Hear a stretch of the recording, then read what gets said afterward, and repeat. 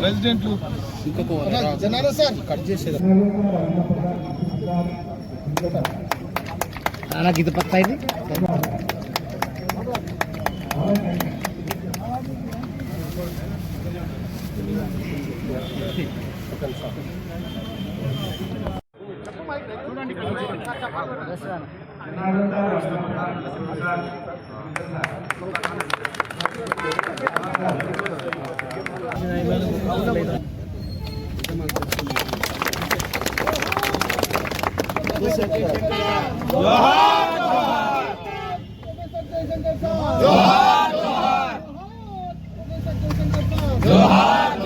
కొనసాగిద్దాం జయశంకర్ సార్ ఆశయాలను, కొనసాగిద్దాం జయశంకర్ సార్ ఆశయాలను.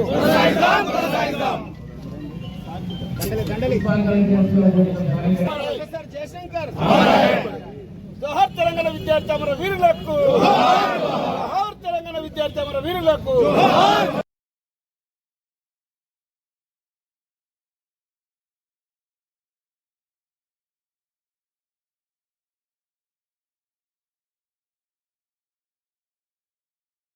కొంచెం జరగండి సార్, కొద్దిగా సార్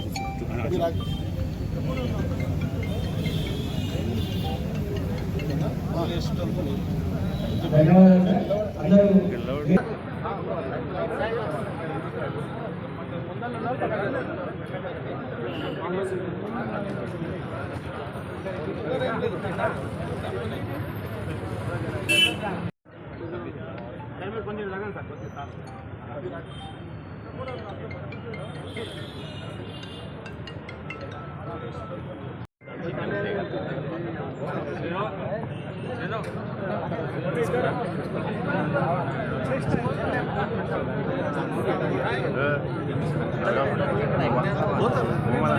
అల్ల పోయి ఏం చేయాలి.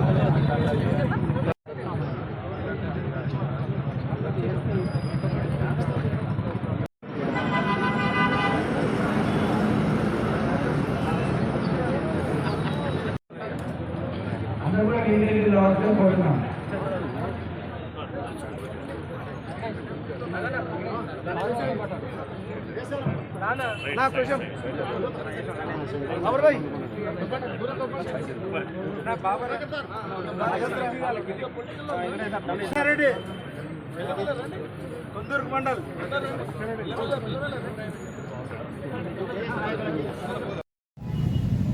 విగ్రహాన్ని ఏర్పాటు చేసుకోండి. సమస్యను సృష్టించొద్దు, ఎవరు కూడా మనల్ని ప్రశ్నించరాదు. అలాంటి పని చేయాలని చెప్పి వారు సూచన చేయడము, మేము ఆ పనికి పూనుకోవడము, ఎట్టి పరిస్థితుల్లోనూ దీనికి ఎలాంటి ఆటంకాలు కలగకుండా విగ్రహానికి కావలి కాసి మరి మేము రాత్రిలో కూడా ఉన్నాం. కాబట్టి ఇలాంటి దానికి అందరి సహకారం, షాద్నగర్ పట్టణ ప్రజలందరూ కూడా సహకరించారు. ముఖ్యంగా పోలీసు మిత్రులు, మన వెంకన్న గారు చైర్మన్, కమిషనర్ ఆఫ్ మున్సిపాలిటీ, వీళ్ళు కూడా ఎంత బాగున్నది అనేటువంటి అప్రిసియేషన్ చేశారు. వాళ్ళు పోలీసులు కూడా ఎంత బాగుంది కదా అన్నటువంటి మాట మాకు వినపడింది. వాళ్ళందరికీ కూడా ధన్యవాదాలు సార్. కాబట్టి ఈ యొక్క విగ్రహావిష్కరణను అందరూ ఈ కార్యక్రమానికి ఇచ్చేసినందుకు మీ అందరికీ ధన్యవాదాలు చేస్తూ, జయశంకర్ సార్ పక్కకు పోయినప్పుడే ఉద్యమ నైతిక శక్తి ఆయన నుంచి పక్కకు పోయింది. ఆయన నుంచి పక్కకు పోయింది, అసలు అది లేదు. ఆ తర్వాత అది ఎవరి చేతిలో ఉంది ఆ నైతిక శక్తి? మీరు కొన్ని విషయాలు మాత్రం మీ ముందు చెప్పదలుచుకున్నాను. అది సమయమో సందర్భమో నాకు తెలియదు, కానీ వీడికి వచ్చిన తర్వాత ఇదైతే నేను చెప్పవలసినవి చెప్పకపోతే బాగుండదు అనిపించింది. అందులో సరే 5 మంది మీ దగ్గరికి జయశంకర్ సార్ వచ్చి తెలంగాణ పాఠం చెప్పిండు, పార్లమెంటు సభ్యులకు తెలంగాణ పాఠం చెప్పిండు, సోనియా గాంధీ మన్మోహన్ సింగ్లను కూర్చోబెట్టి పాఠం చెప్పిండు 6 గంటలు 7 గంటలు. ఇది మామూలు విషయమా? దాదాపు 540 మంది ఎంపీల దగ్గరికి మన ఊర్లో తెలంగాణ ప్రాంతంలో ఊరూరు తిరిగినట్టే ప్రతి పార్లమెంటు సభ్యుడి దగ్గరికి పోయింది, కానీ కేసీఆర్ ఏ పార్లమెంటు సభ్యుడి దగ్గరికి పోయి లెటర్ తీసుకురాలేదు. అది మర్చిపోకండి మీరు.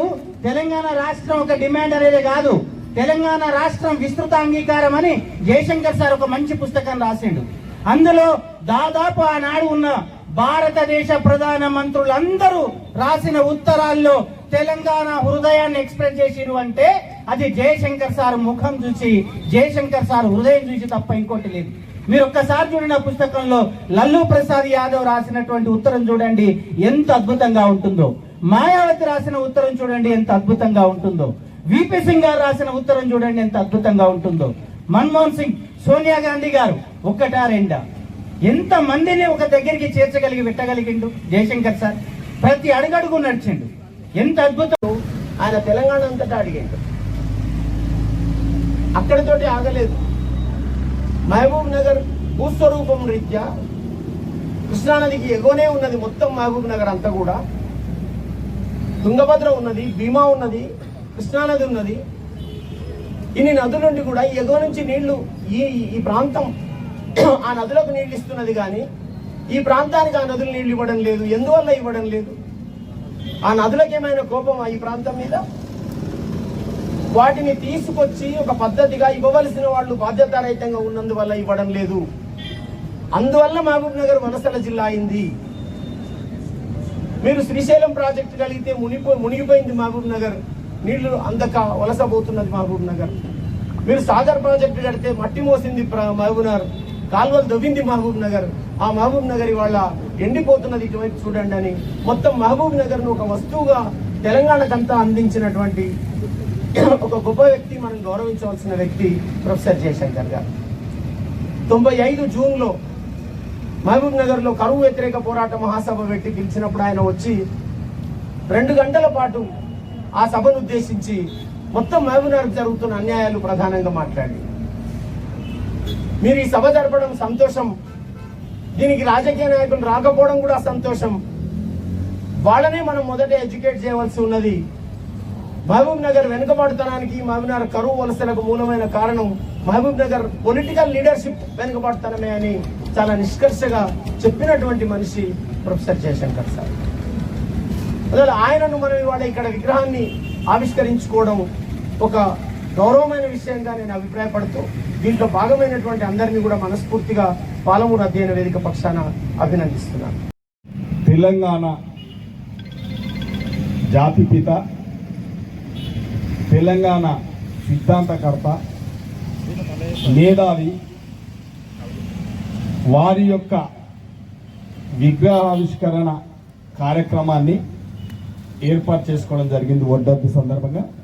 ఇది ఒక కార్యక్రమం, ఒక గొప్ప వ్యక్తి కార్యక్రమాన్ని వివాదాలకు దారితీయకుండా, ఇలా ఆరోపణలకు దారితీయకుండా ఒక కార్యక్రమం వాళ్ళు సంతృప్తిగా చేయాలి, జేఏసీలు కలిసి దీన్ని దిగ్విజయం చేయాలి, ఆ మహాత్ముని యొక్క విగ్రహం అందరు సంతృప్తి పడాలని ఒక ఆలోచనతోనే మనం రాజకీయాలకు దూరంగా ఉన్నాం తప్ప మిగతాని అందరు గౌరవించాలనే ఉంది. తర్వాత ఇది అనుకోకుండా జరిగిన కార్యక్రమం. మొన్న జరిగిన తెలంగాణ ఆవిర్భావ దినోత్సవం సందర్భంగా మేమందరం ఇక్కడికి వచ్చినాం. తెలిసి తెలియక రాష్ట్ర ముఖ్యమంత్రి వర్యులు కూడా మాతోని చెప్పడం జరిగింది. నిజమైన ఉద్యమకారులను మనం గుర్తించాల్సిందే. జేఏసీ ఉద్యోగస్తులందరితోని గౌరవంగా మీరందరూ ఎమ్మెల్యేలు అయినంత మాత్రంలా కాదు, ఉద్యమకారులను గౌరవించాల్సిన బాధ్యత కాంగ్రెస్ పార్టీ మీద ఉంది. వారందరూ కూడా ఈ తెలంగాణ రాష్ట్రంలో ప్రజాస్వామ్యాన్ని కాపాడాలి, ప్రజా పరిపాలన రావాలని ఆకాంక్షించింది ప్రతి ఉద్యమకారుడు, ప్రతి జేఏసీ ఉద్యోగస్తులు అందరూ కూడా. కాబట్టే వాళ్ళ ఆశీర్వాదం ఉంది కాబట్టే ఇవాళ తెలంగాణ రాష్ట్రంలో కాంగ్రెస్ పార్టీ కొలువు తీరింది. కాబట్టే ప్రతి ఒక్కరిని గౌరవించాలనే యొక్క నిర్ణయంతోనే మేము కూడా ముందుకు సాగుతా ఉన్న తరుణంలో ఆ రోజు ఆవిర్భావం దినోత్సవం రోజు ఇక్కడ కొందరు మిత్రులందరూ కూడా అంటే స్వచ్ఛమైన ఉద్యమకారులు అక్కడికి రావడం జరిగింది, కొందరిని మరవడం కూడా జరిగింది. కాబట్టి ఆ రోజు పెద్దలు జయశంకర్ సార్ యొక్క చిన్న విగ్రహం మసుబూసినట్టు మస్కబారినట్టుగా కనబడ్డది. కాబట్టి నేను ఆ రోజు ఉద్యమకారులతో జేఏసీలతో విజ్ఞప్తి చేయడం జరిగింది. మనకు తెలంగాణ రావడానికి అత్యంత భూమిక పోషించి ఒక నిస్వార్థపరమైన ఆజన్మ బ్రహ్మచారి ఇలా అందరిని మెప్పించి ఒప్పించి తెలంగాణ తెస్తే కనీసం మనం గౌరవించలేకపోతున్నాం. మనం ఆ స్వేచ్ఛను అనుభవిస్తున్నాం, ఆ ఉద్యమ ఫలాలు మనం అందరం అనుభవిస్తున్నాం తప్ప మనము ఆయన ఆత్మ శోభించే విధంగా ప్రవర్తిస్తున్నారు కొందరు. కాబట్టి తెలంగాణ వచ్చిన తర్వాత తెలంగాణ జాతిపిత జయశంకర్ సార్ యొక్క ఆత్మ క్షోభించే విధంగా 10 సంవత్సరాలు కొందరు ప్రవర్తించారు. కాబట్టి ఆయన యొక్క ఆశయాన్ని సిద్ధాంతాన్ని ముందుకు తీసుకుపోవాలి అని ఒక తపనతోని నాకు మిడిమిడి జ్ఞానం ఉన్న చిన్న ఒక భగవంతు ఇచ్చిన అవకాశం, ఇక్కడ ఉన్న నియోజకవర్గం ప్రజలు ఇచ్చిన అవకాశం, ఇక్కడ ఉన్న మేధావులు ఇచ్చిన అవకాశాన్ని దాన్ని సద్వినియోగం చేసుకోవాలనే ఒక ఆలోచనే కానీ భేషజాలకు పోకుండా, వితండవాదానికి పోకుండా, నియంతృత్వానికి పోకుండా ఇవాళ మనమందరము అణిగి మణిగి ఇవాళ అందరినీ గౌరవించాలనే ఒక ఆలోచనతోనే ఈ కార్యక్రమం తీసుకోవడం జరిగింది. వారు కూడా వాళ్ళ భుజస్కంధాల మీద ఎన్ని ఆరోపణలు వచ్చినా, ఎన్ని ఇబ్బందులు వచ్చినా వారు సమయాన్ని పాటించి ఆ యొక్క కార్యక్రమాన్ని చక్కగా చేసుకోవాలనే ఒక ఆలోచనతో ముందుకు తీసుకొచ్చిన జేఏసీ వారికి, అదేవిధంగా మా నాయకులు, తెలంగాణ రాష్ట్రం ఎన్ని ఉద్యమాలు వచ్చినాయి, ఇవాళ 54 వచ్చింది, 69 వచ్చింది, మలిదశ ఉద్యమాలు వచ్చినాయి. కొందరు టమాటాకార విద్యలు అనుకోండి ఒక రాష్ట్ర ఎజెండా లోపల పెట్టుకొని ఇవాళ తెలంగాణ రాష్ట్రంలో ఉన్న ఎంతో మందిని మోసం చేసి, మేధావులను మోసం చేసి, పార్టీలను మోసం చేసి ఇలా పార్టీలను కనుమరుగయ్యే విధంగా, మేధావుల యొక్క సంపదను కనుమరుగయ్యే విధంగా వాళ్ళను నిత్యం శోభకు గురి చేసిన ఒక పార్టీ, ఒక నాయకుడు ఇవాళ ప్రజలందరూ గమనించురు, మేధావులు గమనించరు. కాబట్టి మళ్ళొకసారి ఈ తెలంగాణ తెచ్చుకున్న తెలంగాణను ఇలా రాజకీయంగా, ఆర్థికంగా, సామాజికంగా, నీళ్లపరంగా మళ్ళొకసారి వివక్షతకు గురి కావద్దు, ఇవన్నిటిని మనం సాధించుకోవాలనే ఒక ఉద్యమం జరుగుతూ ఉంది. ఆ రోజు జయశంకర్ సార్ కూడా చెప్పడం జరిగింది, తెలంగాణ ఎట్టి పరిస్థితుల్లో వచ్చి తీరుతుంది, కానీ మళ్ళొకసారి తెలంగాణ అభివృద్ధి గురించి ఉద్యమం చేయాల్సి వస్తుందని చెప్పి ఆ రోజే చెప్పింది. కాబట్టి ఇవాళ అదే జరుగుతున్నది. కాబట్టి మనమందరం కూడా ఇవాళ పాలమూరు జిల్లా మనందరికీ తెలుసు. ఎప్పుడు రాజకీయాలు వస్తే, ఎప్పుడు ఎలక్షన్లు వస్తే అప్పుడు వలసల జిల్లా, కరువుల జిల్లా, ఇలా పాలమూరు జిల్లా అని చెప్పి ఎప్పటికప్పటి మాట దాట వేస్తూ అధికారం వచ్చినా కూడా దాన్ని మనం అందరం కూడా పాలమూరు రూపురేఖలు మార్చుకోలేకపోతున్నామో, అనుకున్నదంతా ఏ లక్ష్యం అవుతుందో ఆ లక్ష్యాన్ని చేరలేకపోతున్నాం అనేది రాఘవాచారి సార్ గారు కూడా నిష్పక్షంగా ఆ విషయాలన్నీ కులంకుశంగా చెప్పడం జరిగింది. అవన్నీ కూడా మేము తప్పకుండా అంగీకరిస్తున్నాం. కాబట్టి అది జరిగే తంతే. కాబట్టి ఇప్పుడు మేము కూడా బాధ్యత ఉంది, మేము కూడా పోరాటాలు చేసినాం. ఇవాళ అవకాశం వచ్చింది, రాష్ట్రంలో మన పాలమూరు బిడ్డకే అవకాశం వచ్చింది. వాస్తవాలే, మన అవకాశాన్ని ఇవాళ సద్వినియోగం చేసుకోవాల్సిన పరిస్థితి ఉంది. మన ఈ జిల్లా వాసులం అందరం కూడా పార్టీలకు అతీతంగా ఎలక్షన్లు వచ్చినప్పుడు ఇవాళ ఎవరి ఇష్టానుసారంగా ఒక రాజ్యాంగం కల్పించిన హక్కు, ఓటు హక్కు. కాబట్టి ఎక్కడైనా చేసుకుంటాం, ఏమైనా చేస్తాం. కానీ ఇలా అభివృద్ధి విషయంలో కలిసి రావాల్సిందిగా రాష్ట్ర ముఖ్యమంత్రి వర్యులు ఎన్నోసార్లు కూడా ఈ మన పాలమూరు వాళ్ళందరికీ కూడా విజ్ఞప్తి చేయడం జరుగుతుంది. కాబట్టి మా బాధ్యత కూడా ఇవాళ పెద్దలు చెప్పినట్టుగా ఇలా లక్ష్మీదేవపల్లి ఇలా సాగునీరు, తాగునీరు, ఒక భవిష్యత్తు మన బిడ్డలకు, మన రైతులకు మంచి జరగాలంటే పాలమూరు ఎత్తిపోతల పథకం దాంట్లో భాగమే లక్ష్మీదేవపల్లి. కాబట్టి గత ప్రభుత్వాలన్నీ మనందరూ తెలిసి ఇవాళ ఒకసారి ఎంపీ అయ్యిండు, 2 సార్లు ముఖ్యమంత్రి అయ్యిండు. ఇవాళ కుర్చేసుకొని కడతామన్నారు, లక్ష్మీదేవపల్లి తల మీద పెట్టుకుంటే అని అసెంబ్లీలో మాట్లాడారు, బహిరంగ సభలలో మాట్లాడారు. ప్రజలు నమ్మే అవకాశం ఇచ్చారు.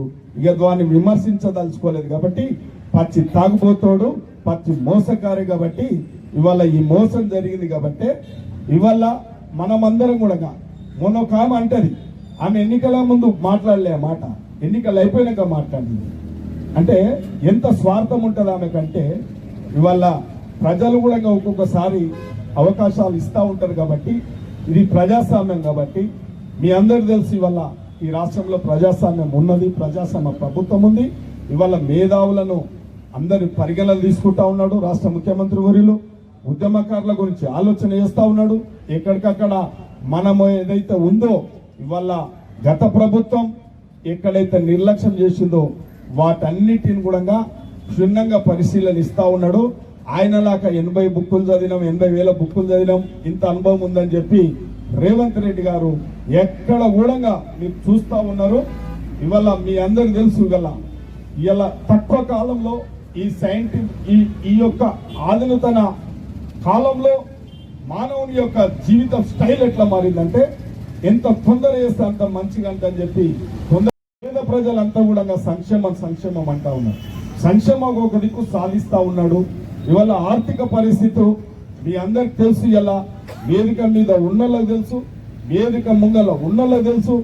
ఆర్థిక పరిస్థితి, ఈ రాష్ట్ర ఆర్థిక పరిస్థితి చిన్నా భిన్నం చేసి, ఇష్టానుసారంగా దుర్వినియోగం చేసి, అప్పుల కుప్ప చేసి, ప్రజలను అధోగతి పాలు చేసి ఇవాళ ప్రగల్భాలు వలుగుతా ఉన్నారంటే, ఇవాళ జయశంకర్ సార్ అట్లాంటోళ్ళ ఆత్మ మీరు మాట్లాడే మాటలతోని శోభిస్తుంది అని చెప్తున్నా ఆ నాయకులకు, ఆ యొక్క నిజమైన వ్యక్తులుగా ప్రవర్తిస్తున్న వారికి నేను చెప్తా ఉన్నా, మీరు నిజమైన స్వార్థపరులు.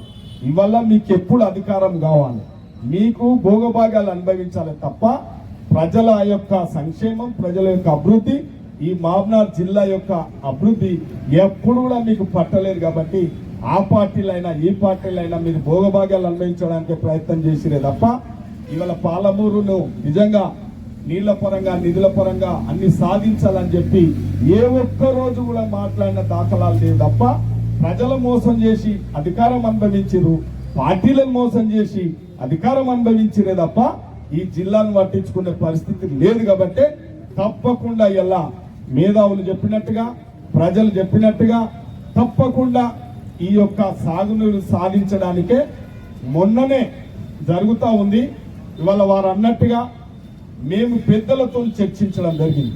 పరిగి ఎమ్మెల్యే నేను కూడా మొన్న 10 గంటలు కూర్చోవడం జరిగింది. వారు ఏ విధంగా అయితే లక్ష్మీదేవిపల్లి రిజర్వాయర్ను మనం తేయగలుగుతాం, ఈ రకంగా తేవాలా, అక్కడి నుంచి తేవాలా, ఇక్కడి నుంచి తేవాలంటే లాస్ట్కు వారి యొక్క అభిప్రాయం చెప్పారు. పాలమూరు 50% ఏదో కార్యక్రమాలు జరిగినాయి. ఇవాళ మనం 2 ఏళ్ళు 3 ఏళ్ళ లక్ష్మీదేవిపల్లి రిజర్వాయర్ సాధించాలంటే ఇదే బాగుంటుందని చెప్పి కూడా డిప్యూటీ సీఎం గారు ఉత్తమ్ కుమార్ రెడ్డి గారు చెప్తే, పరిగి ఎమ్మెల్యే నేను కూడా ఆ యొక్క ప్రపోజల్ కు బడ్జెట్ అలొకేషన్ చేయడానికి కూడా మేమందరం లెటర్లు ఇవ్వడం జరిగింది.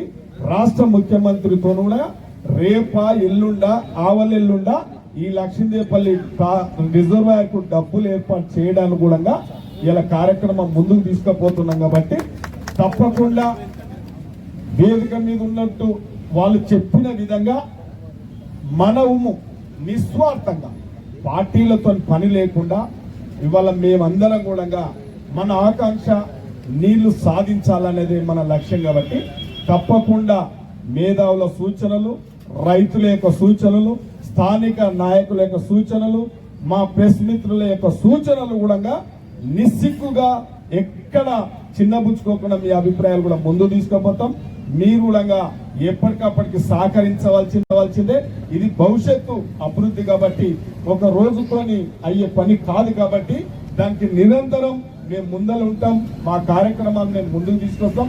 బడ్జెట్ ఏర్పాటు చేయడానికి 100కి 100 ప్రయత్నం చేస్తాం, సాధించి తీరుతాం. కాబట్టి మీరందరూ కూడా మన పాలమూరు అభివృద్ధికి, అందులో మన షాద్నగర్ అభివృద్ధి కూడా ప్రతి ఒక్కరూ సహకరించవలసిందిగా మీ అందరితో విజ్ఞప్తి చేస్తూ, కాలాతీతమైంది కాబట్టి పెద్దలు వాళ్ళు 50 ఏళ్ల సందు కూడా పోరాటం చేసి ఏనాడు కూడా ప్రజలాకాంక్షకు తెలంగాణ గురించి తపన పడుతున్న వ్యక్తి కాబట్టి వారి ఆరోగ్యం మనం కోరుకోవాలి. కాబట్టి వారికి సమయానికి మాట్లాడించి భోజనం పెట్టి పంపించాల్సిన బాధ్యత నా మీద ఉంది కాబట్టి వారు పెద్దలు, వారు మాకు అన్ని విషయాలు నిర్ణయించాల్సిందిగా, వారు మాట్లాడవలసిందిగా కోదండరాం సార్ని విజ్ఞప్తి చేస్తా ఉన్నాం.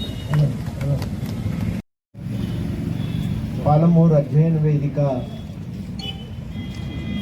పక్షాన ఇక్కడికి హాజరైన రాఘవాచారి గారు, విద్యావంతుల వేదిక అధ్యక్షులు నాగయ్య గారు, ఇక్కడ ఉన్న పెద్దలు, మాజీ మార్కెటింగ్ కమిటీ చైర్మన్లు, హాజరైన కాంగ్రెస్ పార్టీ నాయకులు, కార్యకర్తలు, తెలంగాణ ఉద్యమకారులకు, జేఏసీలో పనిచేసి ఇప్పటికీ తెలంగాణ పట్ల నిబద్ధతతో ఉన్నటువంటి మిత్రులకు, తెలంగాణ వాదులకు అందరికీ కూడా పేరు పేరున వందనం.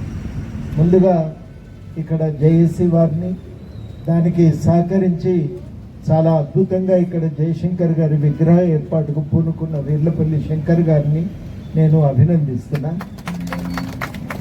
జయశంకర్ గారిని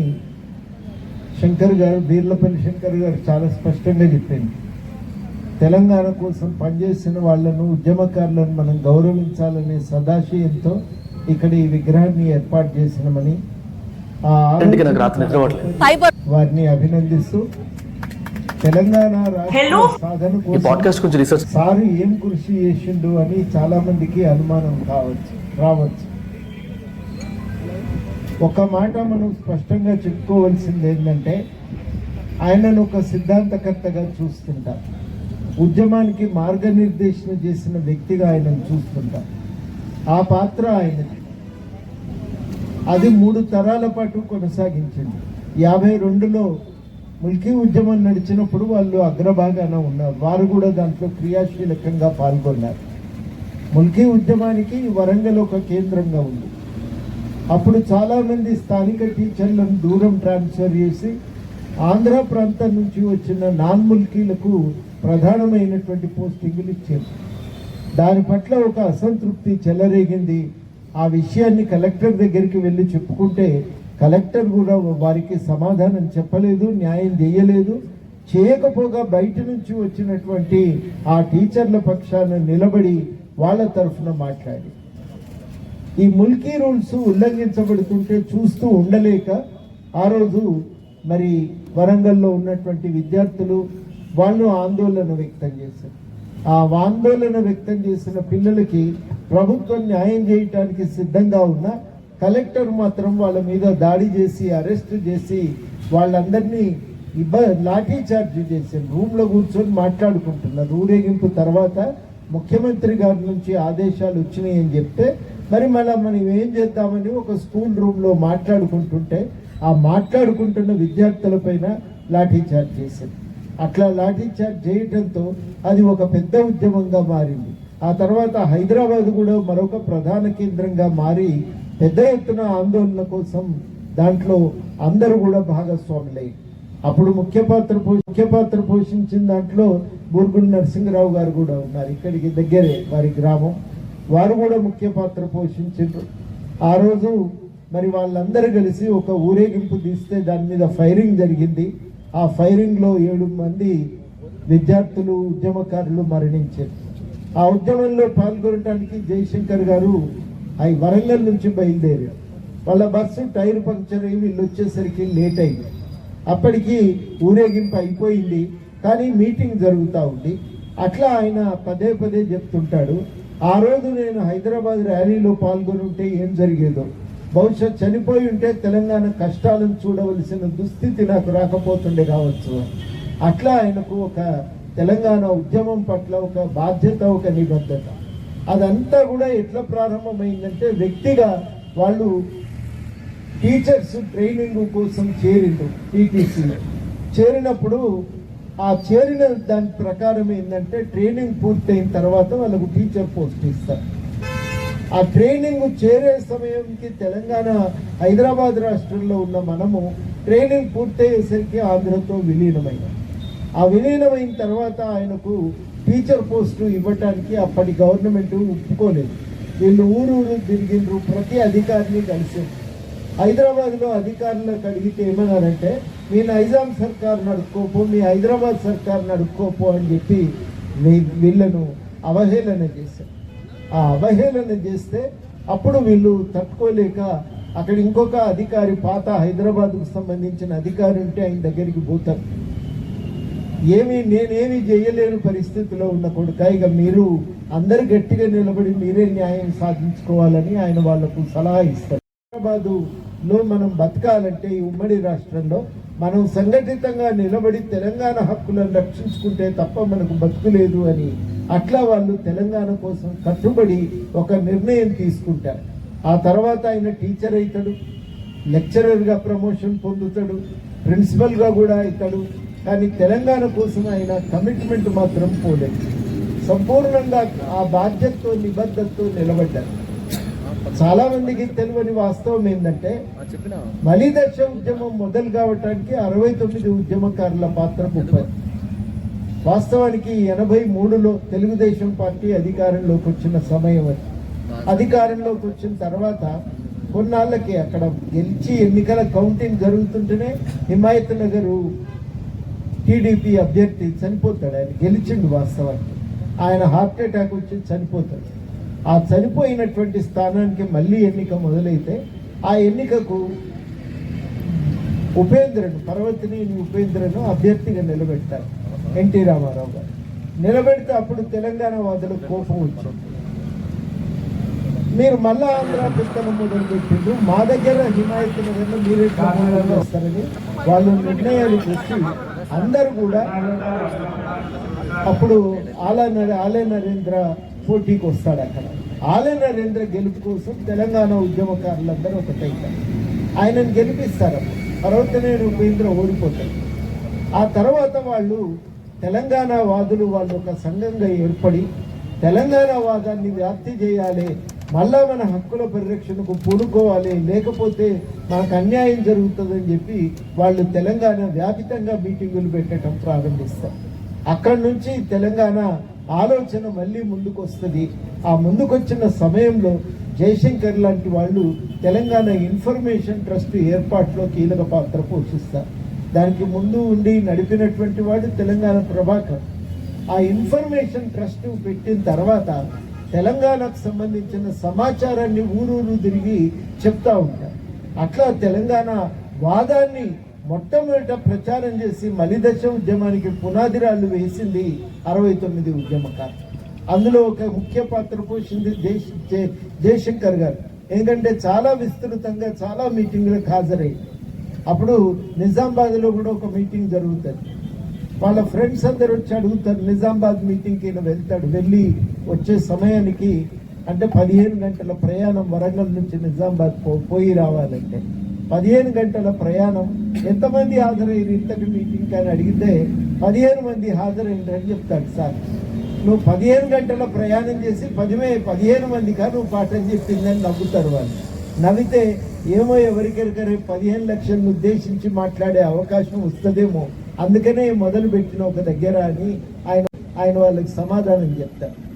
ఆ రకంగా తెలంగాణ వాదాన్ని వ్యాప్తి చేయడానికి సదస్సులు పెడితే దాని కొనసాగింపుగా కేశవరావు జాదవ్ తదితరులు యూనివర్సిటీలో 2 సదస్సులు పెడతారు. జార్జ్ ఫెర్నాండెస్ వీళ్ళందరూ హాజరవుతారు. హాజరైన తర్వాత ఇక తెలంగాణ వాదం వ్యాప్తి చెందుతూ ఉంటుంది. ఆ వ్యాప్తి చెందుతున్న సమయంలో వరంగల్లో నవంబర్ 1 నాడు ఒక విద్రోహ దినం సభ జరుగుతుంది. ఆ విద్రోహ దినం సభ జరిపింది జయశంకర్ గారు, కేశవరావు జాదవ్ గారు, భూపతి కృష్ణమూర్తి గారు. ముగ్గురు కలిసి 69 ఉద్యమకారులు మీటింగ్ పెడితే ఆ మీటింగ్కు వాళ్ళు ఇట్లాగే 200-300 మంది వస్తారని వాళ్ళు అనుకున్నారు. కానీ వాళ్ళ అంచనాకు మించి 3000 మంది ఆ రోజు హాజరయ్యారు. అప్పటి వరకు జరిగిన ప్రచారం యొక్క ప్రభావం ఆ వచ్చినటువంటి వాళ్లకు తెలంగాణ గురించి విడమర్చి చెప్పి తెలంగాణ కోసం ఉద్బోధన చేస్తారు, ఇక మనం కొట్లాడాలి రాష్ట్రం కోసం. అట్లా 69 ఉద్యమకారులు లేకపోతే మలిదశ ఉద్యమం అనేది లేనేలేదు. వాళ్ళ పాత్ర అంత గొప్పది. తెలంగాణ గురించి ప్రతి విషయాన్ని వివరించి చెప్పింది తొలుత ఈ 69 ఉద్యమకారులే. అందున జయశంకర్ గారి పాత్ర చాలా గొప్పది. ఆ ఉద్యమం వ్యాప్తి చెంది పెళ్ళుబికిన తర్వాత అనేక సంఘాలు ఏర్పడతాయి. తెలంగాణ జన సంఘటన, జనసభ, ఐక్యవేదిక, అనేక సంఘాలు ఏర్పడి తెలంగాణ వాదాన్ని ఊరూరికి తీసుకపోతే అప్పుడు తెలంగాణ రాష్ట్ర సమితి ఏర్పడింది. మనం గమనించాల్సింది ఏంటంటే ఇంత చరిత్ర లేకపోతే 84 నుంచి ఇంతమంది పోరాటం చేయకపోయి ఉంటే తెలంగాణ రాష్ట్ర ఏర్పాటుకు కావలసిన ఒక రాజకీయ వాతావరణ కల్పన అనేది జరిగేదే కాదు. అక్కడ వాళ్ళు కీలక పాత్ర.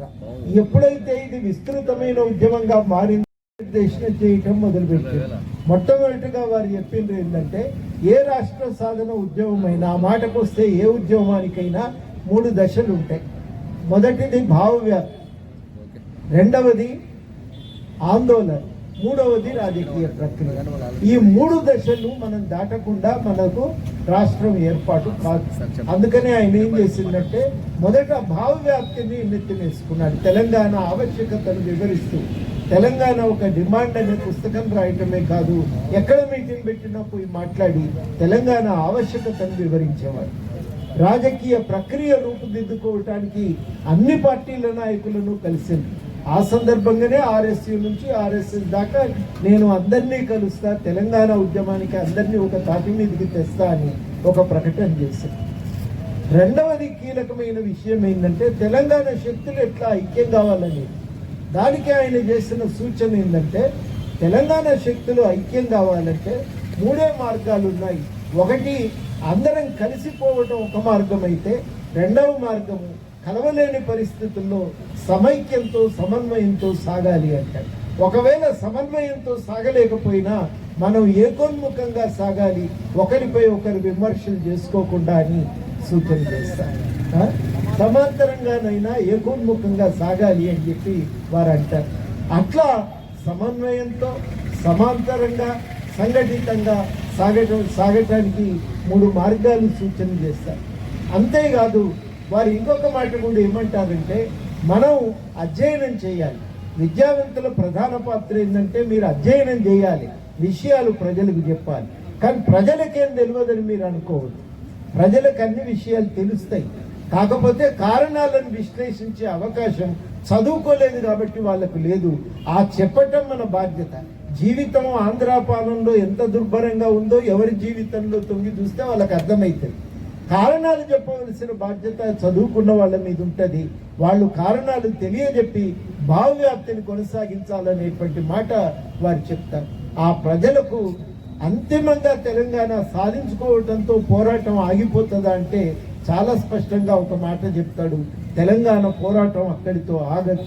రాష్ట్రం వచ్చేదాకా రాష్ట్ర సాధన కోసం, రాష్ట్రం వచ్చిన తర్వాత అభివృద్ధి కోసం పోరాటం చేయవలసి ఉంటుంది.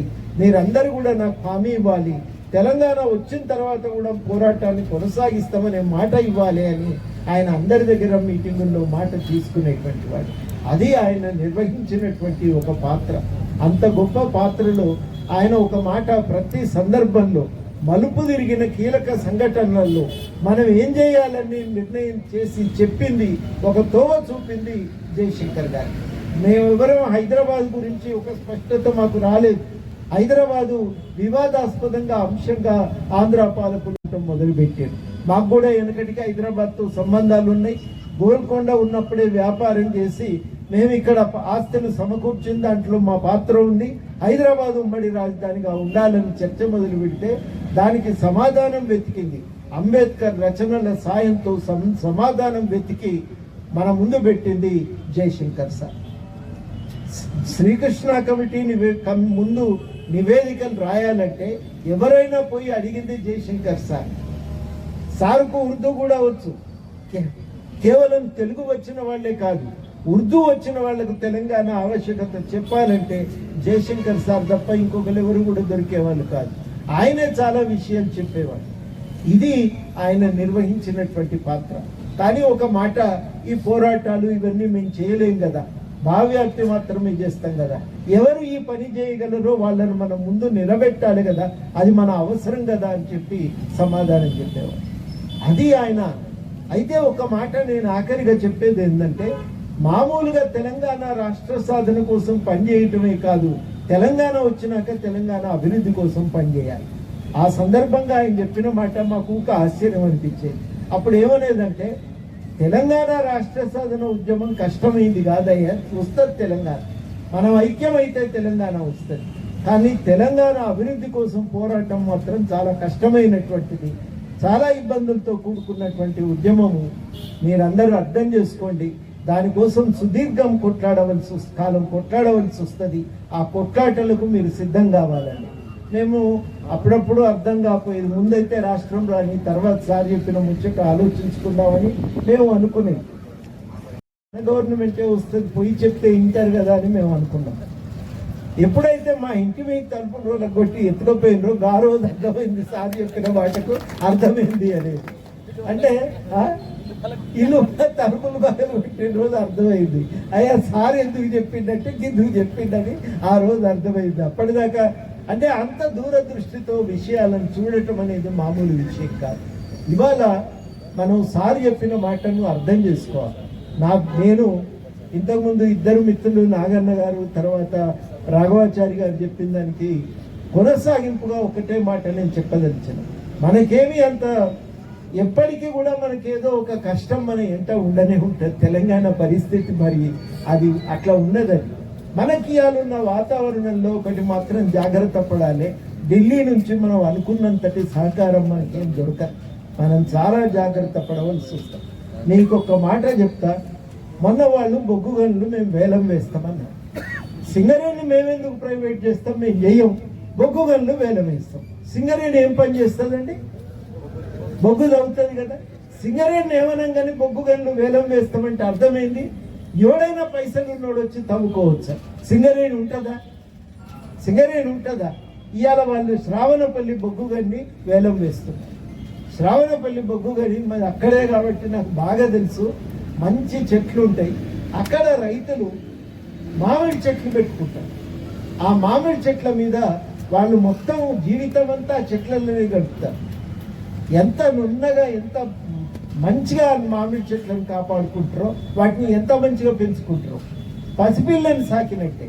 నాతో తల్లి చెప్పింది, నీళ్లు లేని కాలం వస్తే పిల్లకు పాలిచ్చినట్టు దోసిళ్లతో నీళ్లు పోసి సాకినాం సార్ ఈ చెట్లను. అట్లా కాపాడుకున్నాం. 4 పైసలు వస్తాయి, తిండికి తిప్పలు లేకుండా బతుకుతామని ఆశపడ్డాం. వీటిని బొగ్గు కోసం తవ్వితే మా బతికేం కావాలి. కానీ సింగరేణి వాళ్ళు ఆగింది. ఇవన్నీ చెప్పినప్పుడు సింగరేణి వాళ్ళు ఆగింది. రేపు నువ్వు ఎవరికో అదానికో అంబానీకో అప్పచెప్తే వింటారా? 70% అడవి, అద్భుతమైన పచ్చదనం, మంచి సెలయేళ్ళు ఆ వాగుల ఆ గుట్టల నుంచి అడవుల నుంచి పారుతుంటాయి. ఇవాళ రేపు నేను తవ్వటానికి ఓ అదాని కంపెనీ ముందుకు వస్తే సింగరేణి పోటీ పడగలదా? మిగులుతాయా అవి? ఇవి మనం ఆలోచించవలసినటువంటి అవసరం ఉంది. నేను ఇంకొక విషయం, ఇప్పుడే ఎందుకు ఇవన్నీ మాట్లాడుతున్నావు అని పొద్దున మా మిత్రులు అన్నారు, కానీ నేను చెప్పక తప్పదు. తెలంగాణ వ్యతిరేకిని తెలంగాణకు గవర్నర్గా తెచ్చే ఉపాయం కూడా ఒకటి అది జరుగుతుంది. అదే కనుక జరిగితే ఇక తెలంగాణకు పెద్ద శాపము, అంతకంటే అన్యాయము ఇంకొకటి ఉండదు. మీరు ఎవరిని నియమించినా తెలంగాణకు సంబంధం లేని వ్యక్తిని నియమించండి. తెలంగాణ రానే వద్దు. తెలంగాణకు ఒక పైసా ఇయ్యని ఏం పీక్కుంటారో పీక్కోండి. తెలంగాణ పోరాటాన్ని అణిచివేస్తా అని అడ్డం పడ్డటువంటి వ్యక్తులను తెచ్చి రేపు తెలంగాణ గవర్నర్ చేస్తే మేము ఏం కావాలి? జయశంకర్ సార్కు నువ్వు గౌరవించినట్ట, అవమానించినట్ట మేము ఇవన్నీ కూడా మేము చాలా సూటిగా అడగదలిచినాం.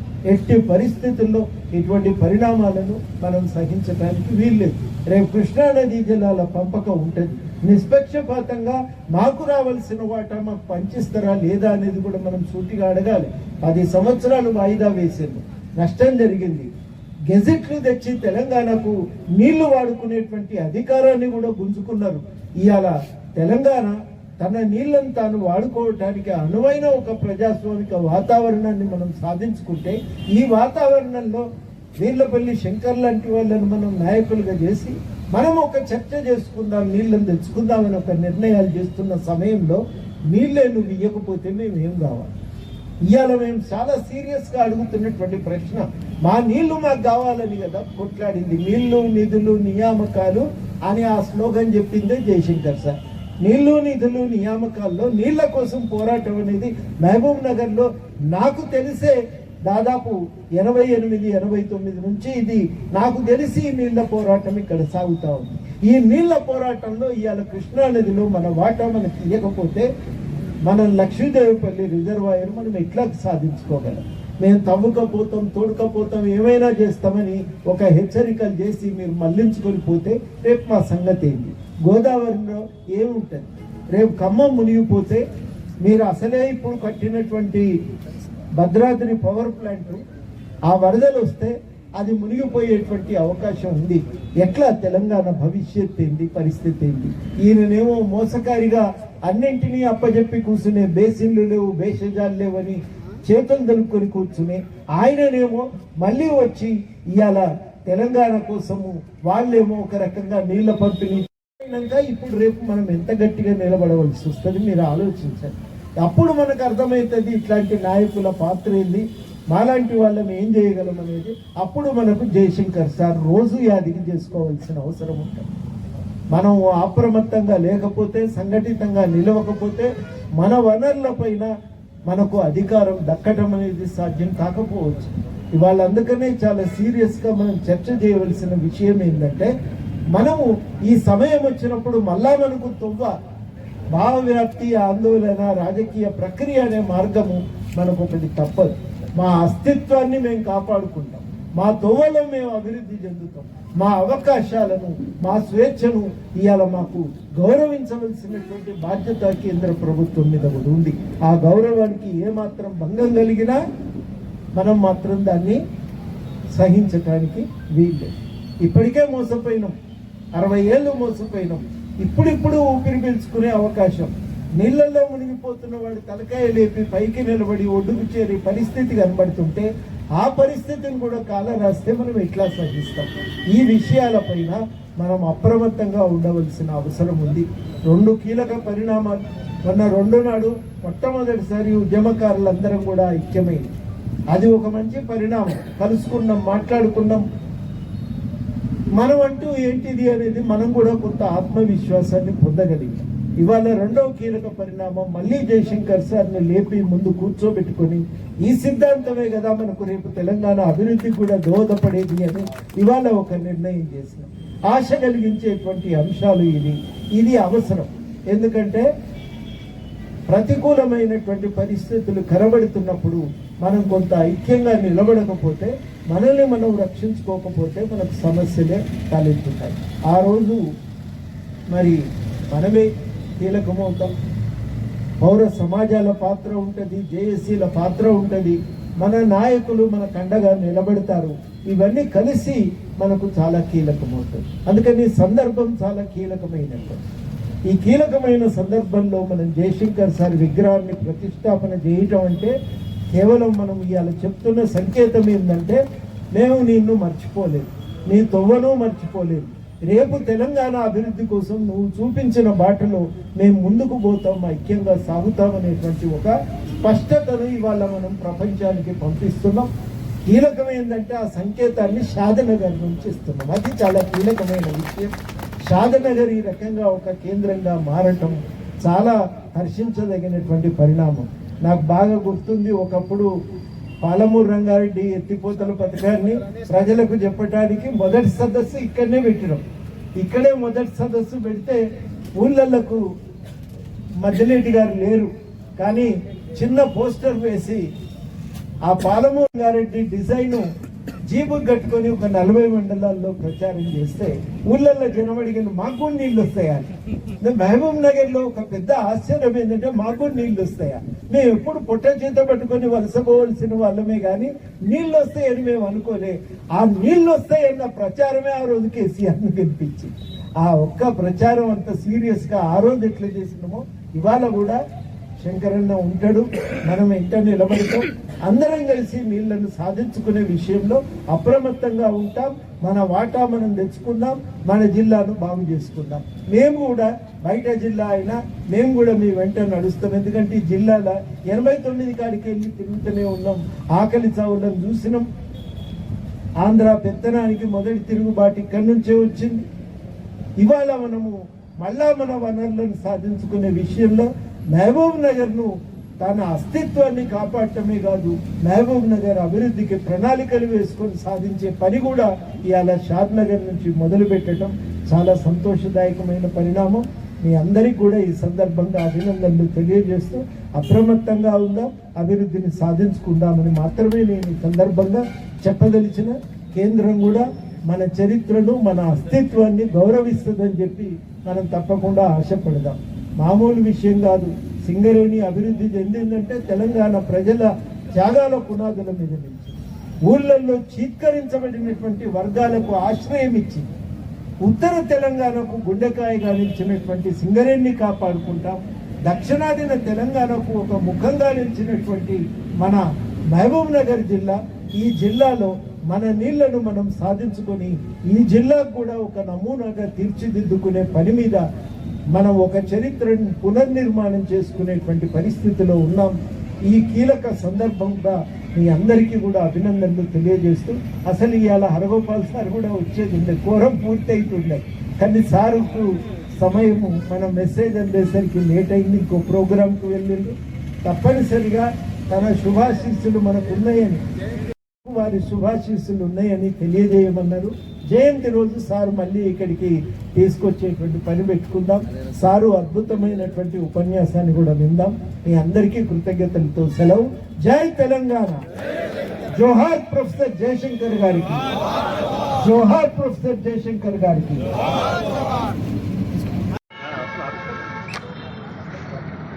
జయశంకర్ సార్ గారు వర్ధంతి సందర్భంగా 13వ వర్ధంతి సందర్భంగా వారి విగ్రహ ఆవిష్కరణ చేయడం జరిగింది. వారు తెలంగాణ సిద్ధాంతకర్త, తెలంగాణ ఆకాంక్ష. ఇవాళ తెలంగాణ సాధించుకుంటే ఇవాళ అన్ని విధాలు రాజకీయంగా, ఆర్థికంగా, సామాజికంగా, నిధుల పరంగా వివక్షత గురి చేసిన ఉమ్మడి ఆంధ్రప్రదేశ్ నుంచి విడిపోవాలని చెప్పినగా తొలి దశ, మళ్ళీ దశ అన్ని ఉద్యమాలు చేపట్టిన గొప్ప వ్యక్తి, నిస్వార్థపరుడు, ఆజన్మ బ్రహ్మచారి. వారి యొక్క సిద్ధాంతాన్ని, వారి యొక్క ఆశయాలను ముందుకు తీసుకుపోవడానికే ఇలా జేఏసీ వాళ్ళు, ఉద్యమకారులు అందరూ కలిసి కూడా వారికి నిజమైన నివారణ అర్పించడంతో పాటు విగ్రహ ఆవిష్కరణ విధంగా పెద్దలు కోదండరామ్ సార్ యొక్క ఆధ్వర్యంలో ఆలోచనలు ఎత్తిపోతల అధ్యయనం వేదిక వారు అందరి సమక్షంలో ఘనంగా వారికి నివారణ అర్పించడం జరిగింది. ఏఎస్ఎంలో జనార్దన్ గారి బృందానికి, షాద్నగర్ ప్రజలకు నేను అభినందనలు తెలియజేస్తున్నాను. జయశంకర్ను నెలకొల్పుకోవటం అంటే మనం తెలంగాణ అభివృద్ధికి, తెలంగాణ ప్రజల యొక్క వికాసం కోసం మనం ఒక మార్గాన్ని నిర్దేశించుకొని ఆ మార్గాన్ని పాటించగలిగిందే. అంటే వారి ఆశయాలను మనం కొనసాగించే లక్ష్యంలో ఉన్నామని మనం ఇవాళ స్పష్టంగా ప్రకటిస్తున్నాము. ఇవాళ అందుకనే ఖచ్చితంగా ఇది ఒక మంచి రోజు. జయశంకర్ సార్ ఒకటే మాట చెప్పేది, తెలంగాణ వచ్చేదాకా తెలంగాణ అభివృద్ధి కోసం కొట్లాడాలి, తెలంగాణ వచ్చేదాకా రాష్ట్ర సాధన కోసం కొట్లాడాలి, తెలంగాణ ఏర్పడినాక తెలంగాణ అభివృద్ధి కోసం కొట్లాడాలి అనే మాట వాళ్ళు చెప్పారు. తెలంగాణకు ఇవాళ చాలా అవసరం. ఎందుకంటే కీలకంగా మన రాష్ట్ర ప్రజలు ఒక ప్రజాస్వామిక పాలన కావాలనే ఆలోచనలో మరి కాంగ్రెస్ను గెలిపించి అధికారంలో వచ్చింది. కానీ ఈ సందర్భము మరి ఢిల్లీలో ఉన్న ప్రభుత్వం ఏమో మనకు అనుకూలమైనటువంటి విధానాలు చేసే పరిస్థితి అయితే కనబట్టలేదు. ఒకవైపు బొగ్గు వేలం వేస్తున్నారు, ఇంకొక వైపు ఏమో తెలంగాణకు వ్యతిరేకంగా ఉన్నటువంటి వ్యక్తులను తెచ్చి ఇక్కడ గవర్నర్గా పెట్టాలని ప్రయత్నం కూడా చేస్తున్నారు. ఈ నేపథ్యంలో మనకేమో కృష్ణా నదీ జలాల పంపిణీ ఇంకా పూర్తి కాలేదు. ఈ నేపథ్యంలో ప్రత్యేకించి మనం షాద్నగర్ వేదికగా మాట్లాడుతున్నప్పుడు మనం జాగ్రత్తగా ఉండవలసిన అవసరం, జయశంకర్ గారు చేసిన హెచ్చరికను దృష్టిలో పెట్టుకోవాల్సిన అవసరం కనబడుతుంది. వారు చెప్పినట్టుగా మనం భావవ్యాప్తి మార్గాల ద్వారా చేసి తెలంగాణ అభివృద్ధి కోసం మనం కూడుకోవాల్సిన అవసరం ఉంది. కాకపోతే ఒక మార్పు ఎక్కడుందంటే గవర్నమెంట్ కూడా ఇవాళ తెలంగాణ ఉద్యమ ఆకాంక్షల వెలుగులో అభివృద్ధిని సాధించాలనే పట్టుదలతో ఉంది. కాబట్టి తప్పనిసరిగా అందరం కలిసి తెలంగాణ అభివృద్ధిని సాధించుకోవడానికి ప్రయత్నించవలసిన సమయం ఇది. ఈ సమయంలో జయశంకర్ గారి విగ్రహాన్ని పెట్టుకోవటం అంటే వారి ఆశ చూపిన బాటలోనే మనం ముందుకు సాగి ఈ ప్రాంతాల వికాసం కోసం మనం పూనుకుంటామనేది స్పష్టం చేస్తూ ఉన్నాం. తప్పకుండా కీలకమైన సమయము, సందర్భం ఇది. ఆ సమయంలో జయశంకర్ గారి యొక్క ఆవశ్యకతను మనం తెలుసుకున్నాం. వారు చూపిన మార్గంలో మనకు ముందు